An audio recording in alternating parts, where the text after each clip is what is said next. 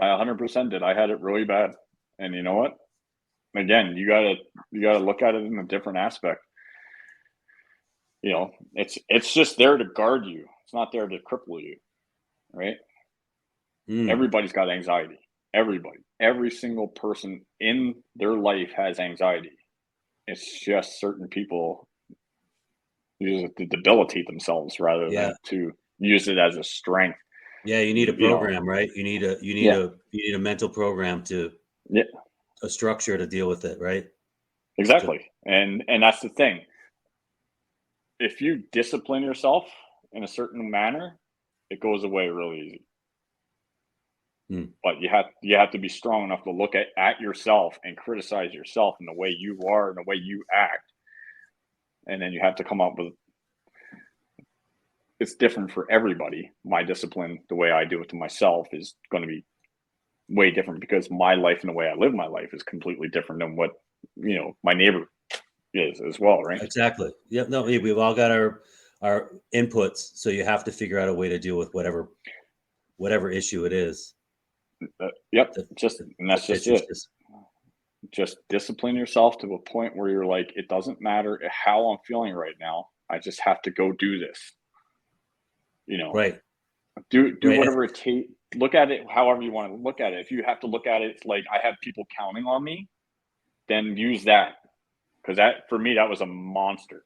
For me, I'm like I have 4 boys, wife, dog, cat, house. My job as a man is to provide. So that's what I'm going to do. Right. So I had to use that and move forward with that.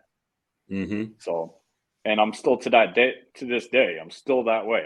I am disciplined to a point where I don't even know how to stop it because I'm so programmed. Like I'm just going to keep going and I'm just going to keep going. And like I've been asked when I'm going to retire. Who knows? When I feel the need to, because I've disciplined myself to a point where, I love my job, so it's super easy to be this way. But I'm just going to keep going to work because I never know what's coming down the pipeline. A rainy day might cause casualty, and I might need to be more financially sound than I ever needed to be at that circumstance. Yeah. So I don't want to get caught with my pants down. So instead, I'm just going to keep going to work. I'm not dead and dying, so I'm going to keep going to work. I've broken bones at work and kept working. I ripped this thumb off at work and kept working. Like I'm not telling everybody to go do that, but when you discipline yourself to a point where you're like, I have a problem right here. My thumb's hanging off. Okay. Should probably should probably go to the hospital and get this checked out.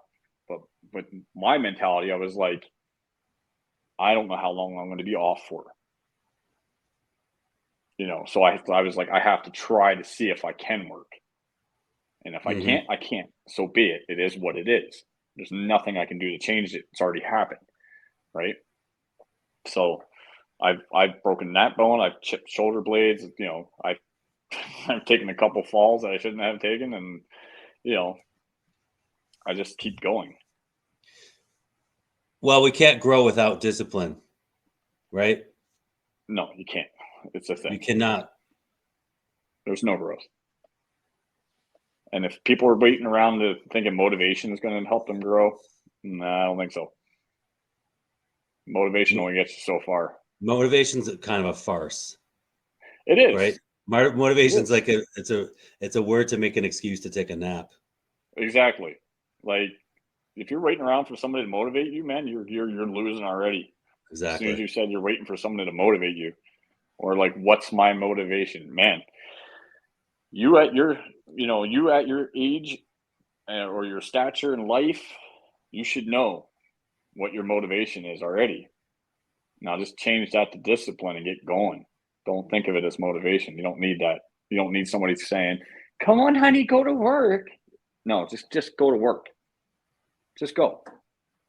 Right? Like you don't need any. You don't need a cheerleading squad to do what you're supposed to do as a productive member of society or as No doubt. as a provider for a family.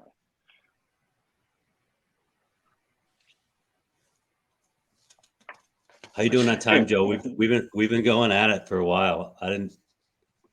We're hour and 10 in now. Yeah. Let's just blow through some fun questions here. Okay, sounds good. All right. What's your biggest job site peeve?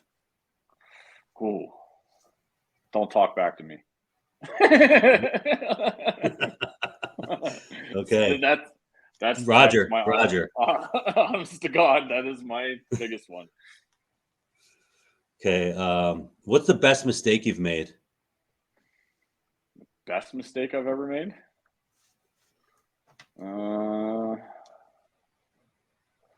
I'd have to say, yeah, it's got to be that one. I had a reverse plan once, and I ended up not looking at the plan because I kind of memorized it a little bit, and I ended up putting the bump out on the wrong side of the house. Never paid attention to it ever. Just kept going. Sheeted the whole roof, everything. Put the dormer above that. Wrong side of the house. Sheeted the roof, whole 9 yards. But it was on a townhouse block, and there was a block wall there, and I started to do a saddle there for water to drain, and I'm like, why is this hitting like this? This shouldn't hit like this. Doesn't make any logical sense. So I set my son down, and he grabbed the plan, and I could just see it right away when he came out of the trailer, and he's just looking, and he's going like this, and I was just like, what? And he's just like, oh no. Oh no. He's like, you don't even want to know. He's like, I'm gonna put this back. I'm gonna go on break. You can come look at it yourself. But yeah, it was stupid. But we had it fixed in literally 5 hours, I think. Mm-hmm. Ripped the whole roof apart, moved all the walls, put beams in the garage to hold it. We slid everything that went this way, that way, and it was done by the end of the day. The following day, obviously, because the other day when I found out, I was really mad and I had to go home. But yeah, I think that was the worst one. What's the coolest job you've done? I've done a couple cool ones. I think the coolest job we did was a 12,000 square foot house. That was a pretty cool one. We blasted that thing up. All because of Milwaukee, because I had to leave for Milwaukee NPS, and I was like, I want to be at a certain point before I leave. And yeah, well, we made it. Yeah, 12,000 square foot house. Well, that's including finished basement as well. But that's a beast. Yeah, before I had left, we were 3 weeks in. I had already had the portion or the whole entire garage roof raftered in, and a couple box girders up to carry the roof on the main house. And then I was like, back frame until I get back. Nice. Yeah.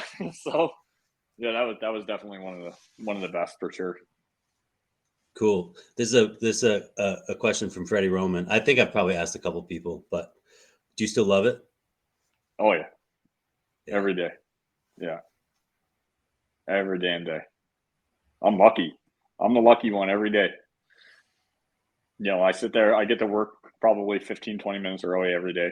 And I just sit there and look, and I'm just like, I am so lucky. Awesome. I could be stuck in a job I absolutely hated and been there forever. Instead, I'm been there forever and still loving it every day. I'm so glad I didn't stay with that career, the other one. Yeah.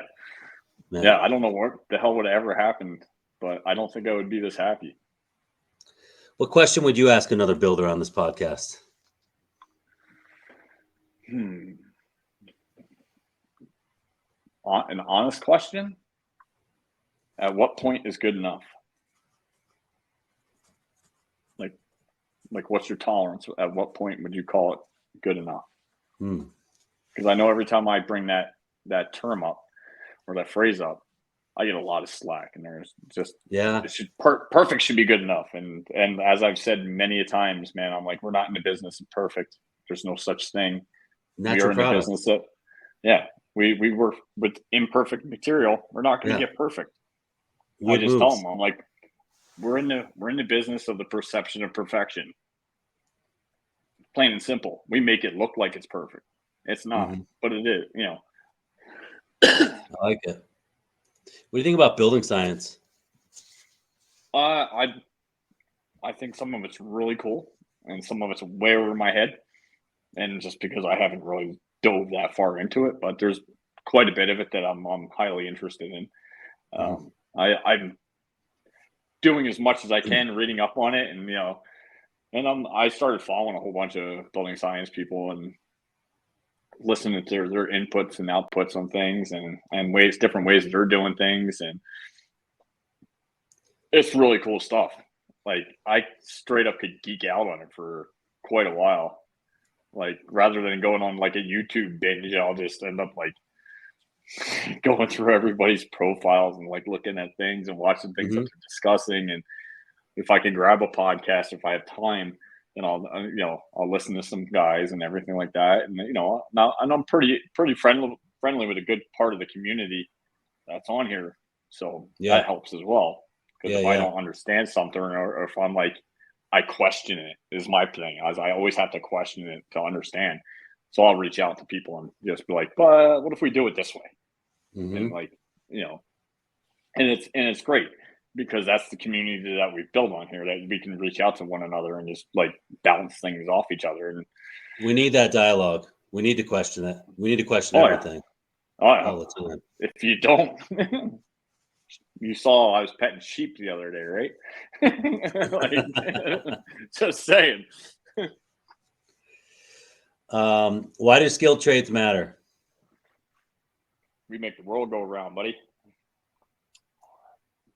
That's yes, plain, short, and simple. Yes, sir. What's your favorite tool? Ooh, my saw. Your circ saw. Yeah. Most useful tool. Nail puller.